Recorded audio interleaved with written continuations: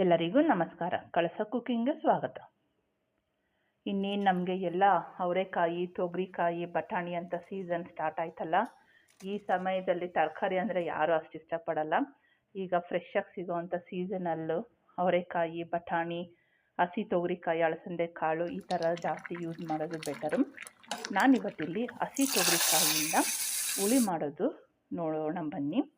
ಇಲ್ಲಿ ನೋಡಿ, ಫಸ್ಟು ತೊಗರಿಕಾಯಿ ಫ್ರೆಶ್ಶಾಗಿ ತೋಟದಿಂದ ತಂದು ಬಿಡಿಸಿ ಕ್ಲೀನಾಗಿ ಹಿಂಗೆ ಇಟ್ಕೊಂಡಿದ್ದೀನಿ. ಇದನ್ನು ಹೆಂಗಾದರೂ ಆಗಲಿ ಒಂದ್ಸಲಿ ತೊಳ್ಕೊಬೇಕು, ಯಾಕಂದರೆ ಏನಾದರೂ ಚಿಕ್ಕ ಚಿಕ್ಕ ಹುಳ ಅಥವಾ ಡಸ್ಟ್ ಇದ್ದರೆ ಹೊಟ್ಟೋಗುತ್ತೆ. ಸಿಂಪಲ್ಲಾಗಿ ಕುಕ್ಕರಲ್ಲಿ ಬೇಗ ಆಗೋ ಥರ ಒಂದೇ ಸರಿ ಎಲ್ಲ ಮಸಾಲೆನ ಹಾಕಿ ಕುಕ್ಕರಲ್ಲಿ ಈಸಿಯಾಗಿ ಮಾಡಿ ನೋಡಿ.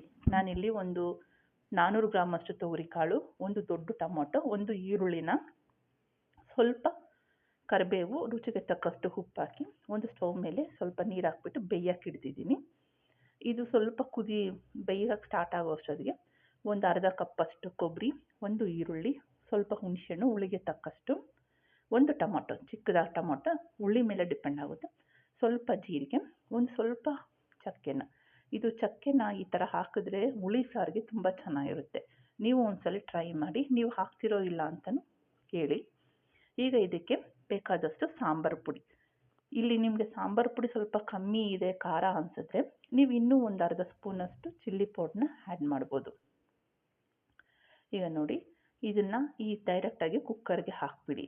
ನಾವು ರುಬ್ಕೊಂಡಿರೋಲ್ಲ ಮಸಾಲೆನ ಕುಕ್ಕರ್ಗೆ ಹಾಕಿಬಿಟ್ಟು ಸ್ವಲ್ಪ ನೀರು ಎಷ್ಟು ಬೇಕೋ ಅಷ್ಟು ಅಡ್ಜಸ್ಟ್ ಮಾಡಿಕೊಂಡು, ಈಗ ಇಲ್ಲಿ ಆಲೂಗಡ್ಡೆಗೆ ಹಾಕ್ಕೋಬೋದು. ಇಲ್ಲಿ ಆಲೂಗಡ್ಡೆ ಬೇಕು ಅಂದರೆ ಹಾಕ್ಕೋಬೋದು, ಇಲ್ಲ ಸ್ಕಿಪ್ ಮಾಡ್ಬೋದು.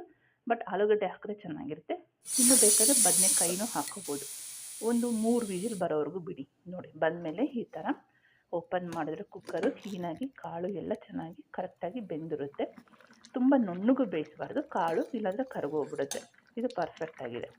ಈಗ ನಾವು ಇದಕ್ಕೆ ಒಂದು ಒಗ್ಗರಣೆ ಕೊಟ್ಕೊಳ್ಳೋಣ ಬನ್ನಿ. ಇವಾಗ ಇಲ್ಲಿ ನೀವು ಅಡ್ಜಸ್ಟ್ ಮಾಡ್ಕೊಳ್ಳಿ, ಉಪ್ಪು ಖಾರ ಎಲ್ಲ ನೋಡಿಕೊಂಡು ಸ್ವಲ್ಪ ಎಣ್ಣೆ ಹಾಕಿ ಎಷ್ಟು ಬೇಕೋ ಅಷ್ಟು, ಮತ್ತು ಸ್ವಲ್ಪ ಸಾಸಿವೆ, ಹೆಚ್ಚಿರುವಂಥ ಬೆಳ್ಳುಳ್ಳಿ, ಸ್ವಲ್ಪ ಜೀರಿಗೆ, ಒಣಮೆಣಸಿನ್ಕಾಯಿ ಮತ್ತು ಕರಿಬೇವು. ಇಲ್ಲಿ ನೀವು ಇಂಗು ಬೇಕಾದ್ರೆ ಹಾಕ್ಕೋಬೋದು. ಇಲ್ಲಿ ನಾನು ಬೆಳ್ಳುಳ್ಳಿ ಹಾಕ್ತಿರೋದ್ರಿಂದ ಇಂಗು ಹಾಕ್ತಿಲ್ಲ, ಬೇಕಂದರೆ ಹಾಕ್ಕೋಬೋದು. ನೋಡಿ, ಇದೆಲ್ಲ ಹಾಕಿ ಸ್ವಲ್ಪ ಕೆಂಪಗಾದ್ಮೇಲೆ ಡೈರೆಕ್ಟಾಗಿ ಸಾರಿಗೆ ಒಗ್ಗರಣೆ ಹಾಕಿಬಿಡಿ.